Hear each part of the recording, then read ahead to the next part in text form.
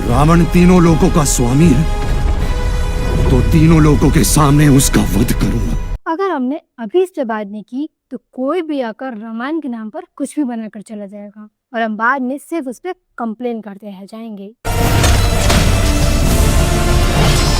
ये है नमित मल्होत्रा की रामायण पार्ट 1। इसका ट्रेलर सिर्फ ब्रह्म मुहूर्त में 4:15 पर रिलीज किया गया है और ऐसा मैंने कभी नहीं देखा, क्योंकि किसी भी मूवी का ट्रेलर या फिर ट्रीजर जो भी आता है वो तभी रिलीज किया जाता है जब ऑडियंस ज्यादा एक्टिव होती है। लेकिन वहीं पर एक ऐसा समय चुनना जहाँ पर ऑलमोस्ट लोग सब सो रहे हों, अपने आप में ही बड़ी बात है। क्योंकि ब्रह्म मुहूर्त की महिमा तो आप जानते ही हैं। तो अब बात करते हैं ट्रेलर की, जिसकी शुरुआत होती है रावण से, जिसे यश प्ले कर रहे हैं। तीनों लोकों में एक ही राज होगा।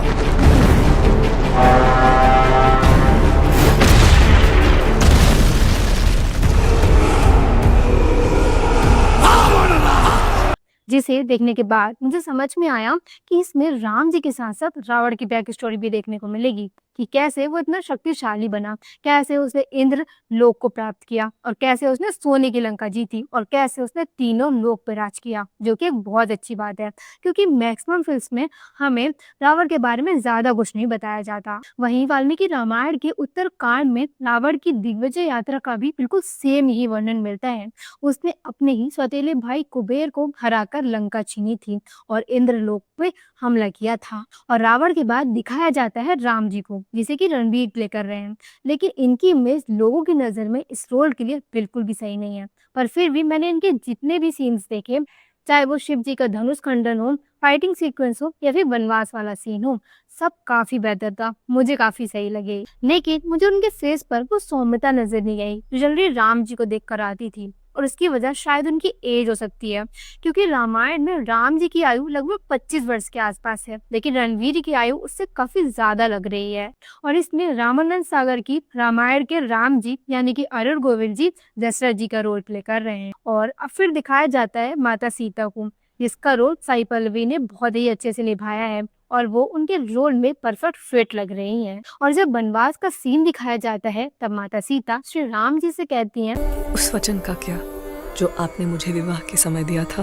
और वाल्मीकि रामायण में भी माता सीता ने ऐसे ही वन जाते समय जिद करते हुए भगवान राम को विवाह में लिए गए 7 फेरों और 7 निभाने के वचनों की याद दिलाई थी, जिसे बहुत ही अच्छे से दिखाने की कोशिश की गई है। और फिर सूर्पनखा का सीन आता है, जिसे निभा रही है रकुल प्रीत। पहले मुझे लगा कि इन्हीं क्यों इस रोल के लिए कास्ट किया गया है, क्योंकि सूर्पनखा तो एक राक्षस नहीं थी। लेकिन फिर बाद में मुझे समझ में आया कि वो लंका की राजकुमारी भी थी, तो उसका भी सुंदर दिखना जरूरी है। बस मुझे ये सही नहीं लगा कि माता सीता राम जी से कैसे कह सकती हैं कि वो आप पर मोहित हो गई हैं।